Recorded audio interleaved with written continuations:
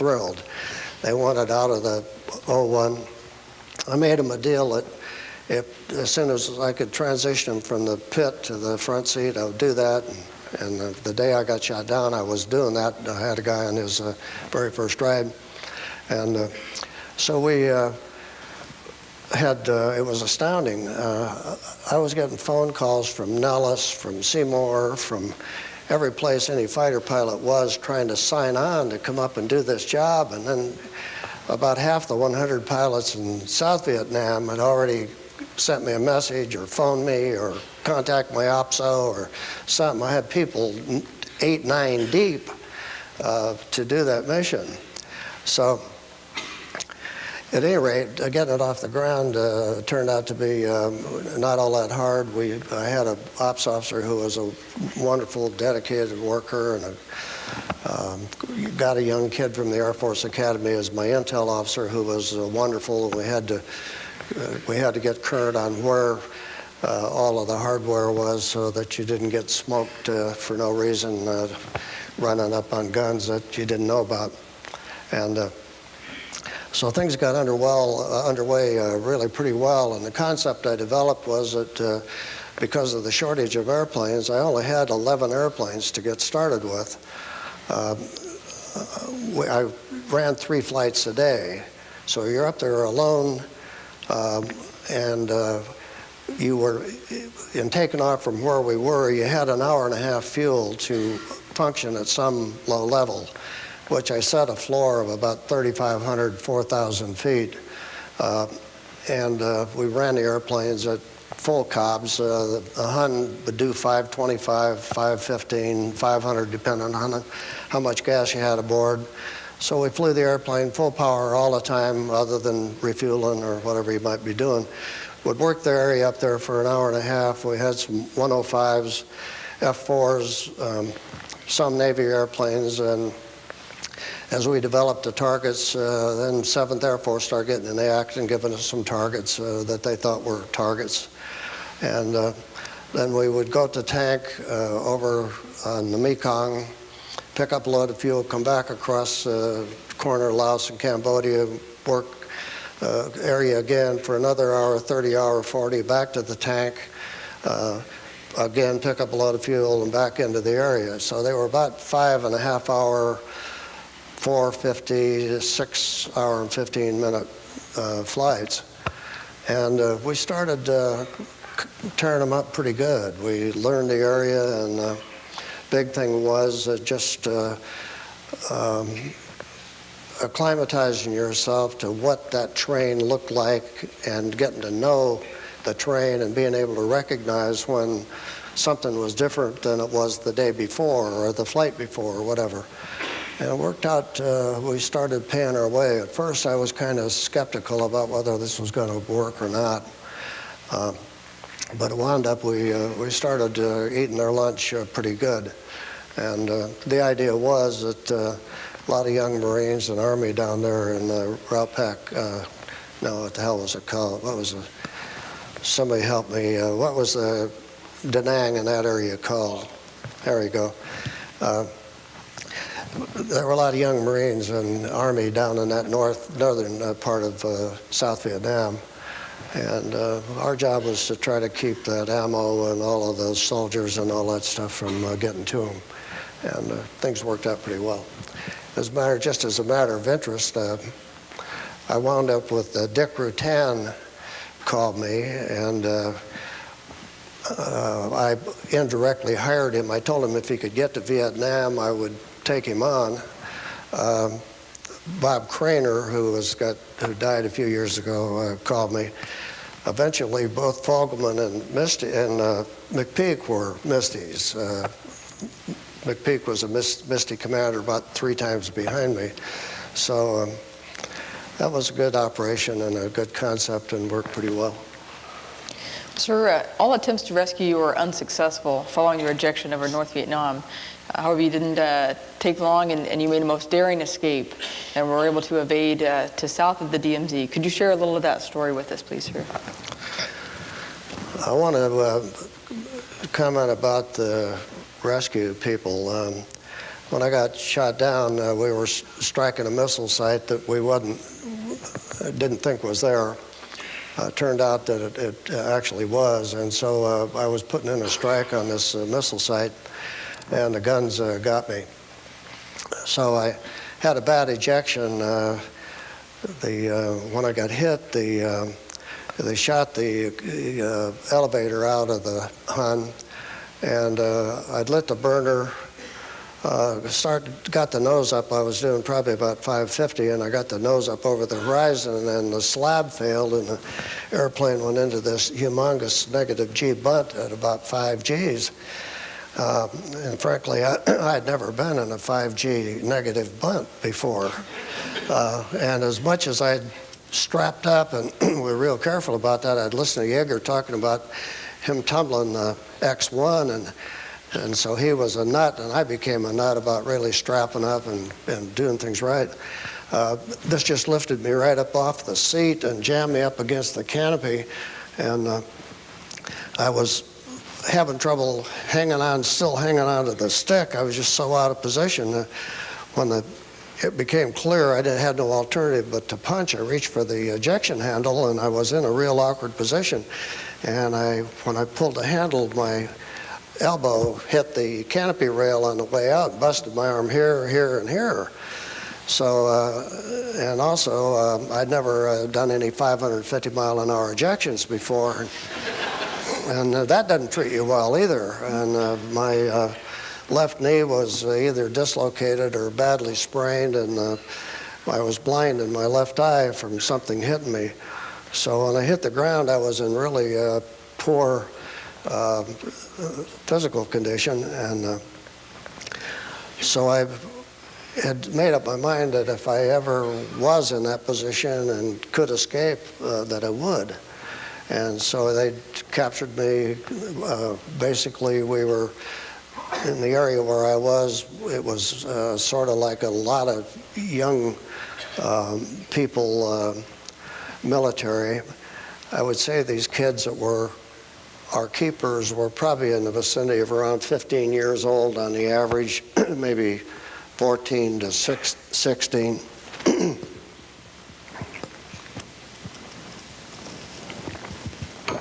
They put me in a hole in the ground. My plan was that I was going to convince them that I absolutely could not move. I couldn't do anything. And of course, I looked like I couldn't do anything. I was dinged up pretty good from this bailout, and my eye, it turned out, was all bloody, and my arm was sort of shredded, and of course, my knee was about that big around. So I convinced them right off the bat that I couldn't do anything.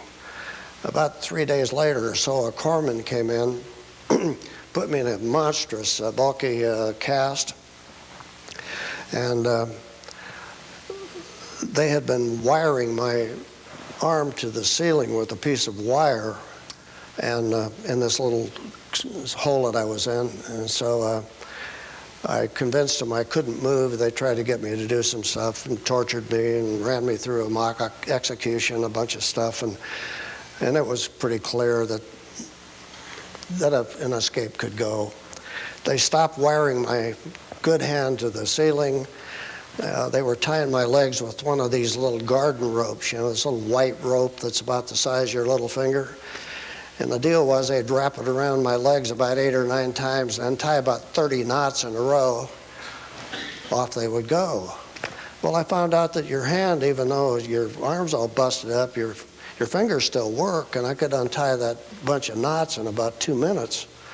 So the first night that I was going to go, I had got bad rainstorm came, and so I had to give that up till the next night. And the following night, as soon as it got dusk and my guards went up to the road, I untied and said a prayer and slipped out of the hole. My guards were up about from here to that door on the road, grab-assing and chewing a rag, and I went into the rice paddy and headed south.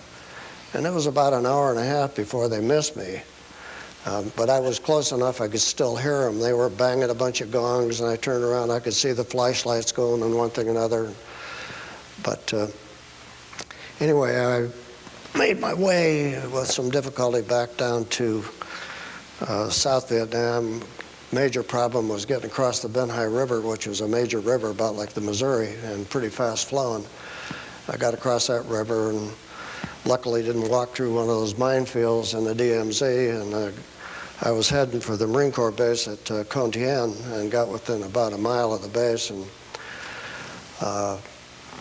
one of the interesting experiences, which I just kind of throw out because it sounds pretty obvious, but when you haven't done it, it's not so obvious.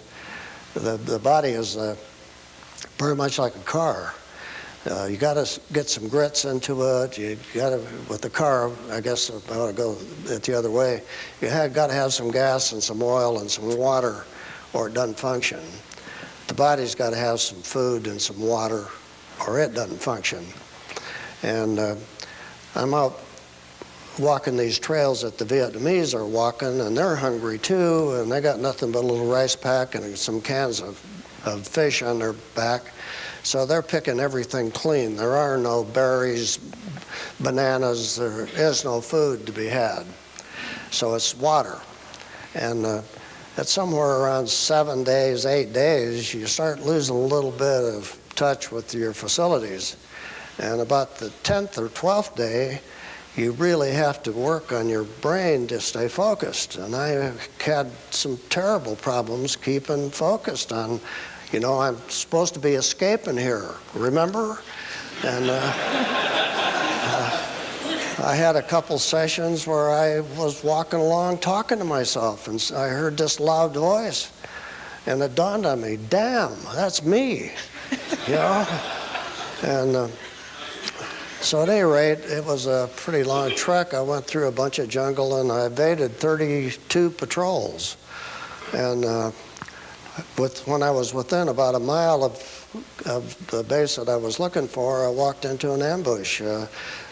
The Vietnamese were dug in to ambush Marines coming out of this base, and I walked into the ambush from the backside. And so they yelled at me, and I was too out of it to sort out whether they were friendly Vietnamese or the other Vietnamese, because all of them looked alike. And finally dawned on me, these guys were carrying AK-47s. Our Vietnamese were carrying a little M16 rifle. So the light came on, and they were yelling at me, and so I decided I hadn't come that far to surrender. So I took off running, and they shot me. And that was the end of that story. Well, sir, at one point, you cared for John McCain, who was brought to you in extremely bad shape, greatly emaciated. Can you speak of some of the special bonds formed with some of your former cellmates under such arduous conditions? Yeah, John is a really special case, and probably one of the maybe 8 or 10 smartest people in the world. Absolutely brilliant. And he would be the equivalent of a very hard-charging Air Force cruising fighter pilot back in our vintage. So there wasn't a bar or whatever that John hadn't been in, and so he was absolutely a wonderful companion and a very eloquent speaker, and he knew every bit of gossip that ever happened because his mother used to host the Speaker of the House. Sam Rayburn was a bachelor, and Sam used to come over to McCain. Roberta cooked breakfast for him every morning. He was a tremendous gossip, so every bit of the Washington ribaldry that occurred back in those days between the Kennedy family, all the extended Kennedy family, and all the romances they had, one thing and another.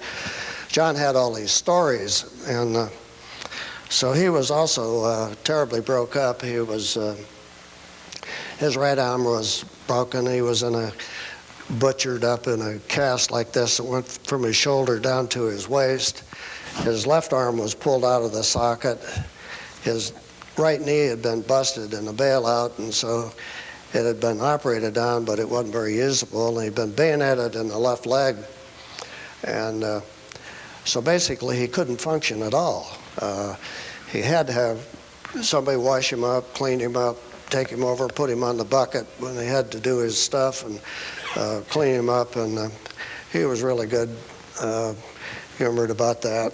And he was also very grateful. We had an Air Force major who was his nurse and my nurse. I'd been hung. I hadn't gone into that, but I'd been hung and tortured, and they'd wipe my arms out. So along with being wounded and busted up and so forth, I couldn't do anything with my hands were wiped out. So this guy had to give us, help us and clean us up and do all that stuff.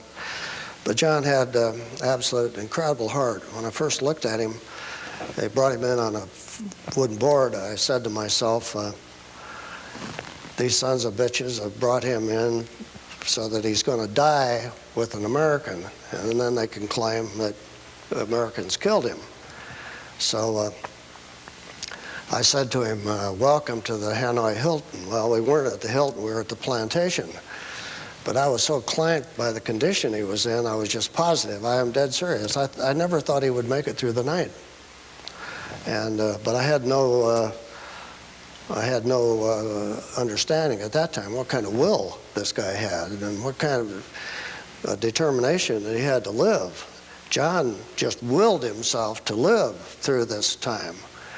And what was remarkable, he had been through the fire on the Forrestal, which if any of you watched the History Channel, you see this case where his A4 gets hit by a missile. He's got about 1/80th of a second to sort out what to do. He jumps up, releases his stuff, goes up over the windshield of this A4, walks out on the refuel, and boom, jumps out into this fire out there and incredibly, amazingly escapes. So this guy had determination and smarts and the great judgment to do the right thing at the right time. So he was a remarkable roommate, and we've maintained very close ties. When he decided he was going to politics, I told him, absolute worst thing you could ever do. And he said, why? And I said, well, here, you know, it's pretty obvious. It's kind of like the oldest profession. You know, there's an awful lot of leg spreading that's going to go on. A lot of that's going to be your legs. And so he looked at me and said, damn, you know me better than that. And so despite my predictions, he's done mighty good. And John would have made a very good president, and which is no slam at the president we have. I'm very satisfied with him. I think George Bush is a great guy, doing a good job, doing it right. But John also would have been a very good president. Sir, as one of the nation's most highly decorated individuals, you've received many, many honors and awards. What does it mean to be a Medal of Honor recipient?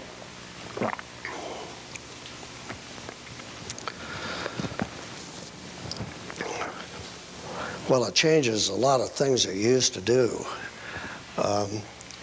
You're not as loud in the bar as you used to be. You're kind of like a judge or a preacher, you know. You can't go out and put away as much booze as you used to put away. You have to be pretty circumspect at places that you are and things that you do. So that changes your life from that perspective. You're also very humbled by the recognition that somebody thinks that you as an individual are in the same class as Frank Luke or Jimmy Dew or one of these guys who have been your hero all your life, Charlie Lindbergh. And I have always been smart enough to realize that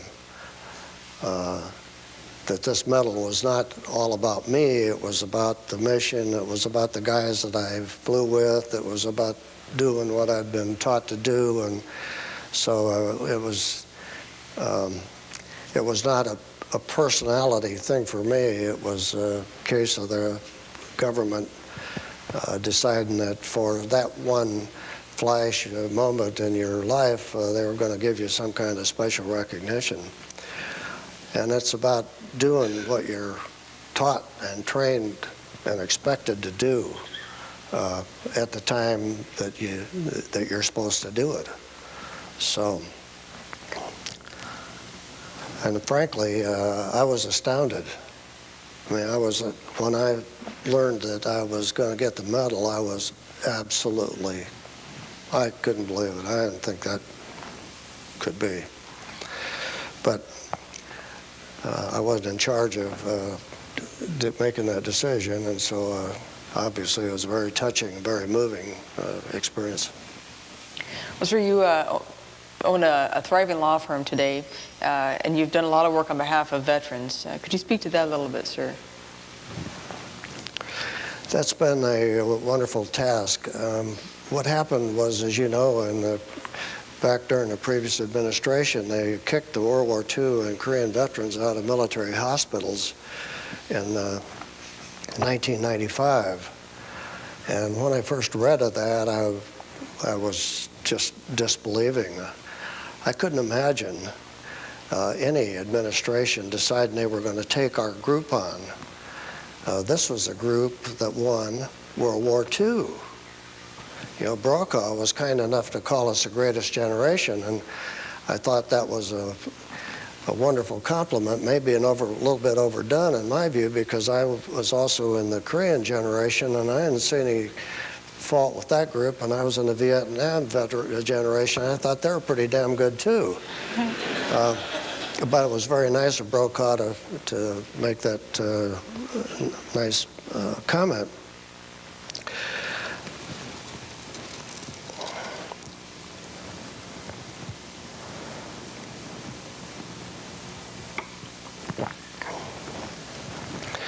I got off my track. Can you give me? Yes, sir. The bills that you've Yes, worked thank to get passed in the House and Senate. There we go. Senior moment. When I read the Air Force magazine, no, it was the TROA magazine, I read that and I put it down in disbelief because I thought it was such a backhanded, awful slap at our group and such a terrible breach of faith that that could not have happened. But, you know, that's basically how politics functions. And as these groups of Congresses come through, they get different priorities. And so one of their priorities was not taking care of almost everybody in this front row when they got to be 65. And so they kicked them out and said, go buy policies and be your own insurer. So I contacted several of the military groups and who had lawyers and so on, and I said, hey, you know, this is a bum deal. Tee your lawyer up here and let's get a lawsuit filed for breach of contract. You know, they made a promise. You did all the stuff you were supposed to do. You got a contract. Just that simple. So none of them would take it on. And in fact told me it was impossible to win it. So I agonized over that for about a year and did a lot of research, and I found that there was a thing called an implied in fact contract that was recognized in federal law, and so I sued him. I sued him personally in August of 1996, sued the Secretary of Defense, and in about December of that year, by that time, every veteran within 100 miles of Fort Walton Beach had been in my office and volunteered, and we'd raised quite a bit of money, and so it was pretty obvious that we were going to be able to do some stuff, and I took the north side of my office, which has about 5 or 6 offices, and put these people up over on that side, and we started getting some publicity and got the lawsuit going. In December, I took two of these people, one of them a B-17 flyer who'd been 3 missions across the beach on D-Day, and a Navy combat crewman who'd been out in the Pacific flying combat. Turned them into plaintiffs, and I became the lawyer for these plaintiffs, and we took the case on up all the way up through the Supreme Court. Lost it in Pensacola, won it at the Federal Circuit Court of Appeals level. You know, I told you God had had his hand on my shoulder. There were 11 members in that Federal Circuit Court of Appeals, and only 2 of them ever had any military experience. I might add that many of them were about the same vintage as Bill Clinton in terms of going to college and so on. And so when Vietnam was going on, these guys were all off in college, or guys and women, with the exception of 2 people, one of whom was the chief judge, who was a West Point graduate, who had gotten out and had gone to Special Forces and went to Vietnam. And I had obviously heard the same promise I had heard, free lifetime medical care for 20 years. And another judge had been a Navy recruiter. Whoa! So when and it's the secret of all secrets who are going to be on your panel. So when you go in to try this case, you're prepping for the case, you know, what would be wonderful would be if you could bone up on the judges that you're going to have. Well, that is the secret of all secrets. So I opened the door, walk in, and I could not believe my eyes. God was at work on my behalf again. Bang! I got the chief judge, guy who's been to Vietnam. He is the leader of this panel. And on his right is the Navy recruiter. And on his left is a lady, a female judge, who has turned out to be very sympathetic to our cause. So I argued this case, and I was getting the picture that they liked this argument that I had about a real contract with the government. The U.S. attorney got up and said a few words that said everything I said wasn't so, and everybody knew that couldn't have an implied in fact contract with the government, and they got on him like a bear on a wounded deer. Scratched him up and clawed him up and gave him a really red face and made him feel and sound like a boob. And man, I said, I think I just got a kill here. So I got up and gave him a few words that said, attaboy, you all really got the picture on this case. And so they found for us. And said, yeah, we had a contract, said, send this case back to Pensacola, and judge, tell them how much money they're going to get. The government's argument was that they really couldn't, we hadn't ought to be able to pursue this case because it was going to cost them $15 billion, billion dollars, to provide us with the care that they promised us. And in doing that, they were going to destroy the entire medical military care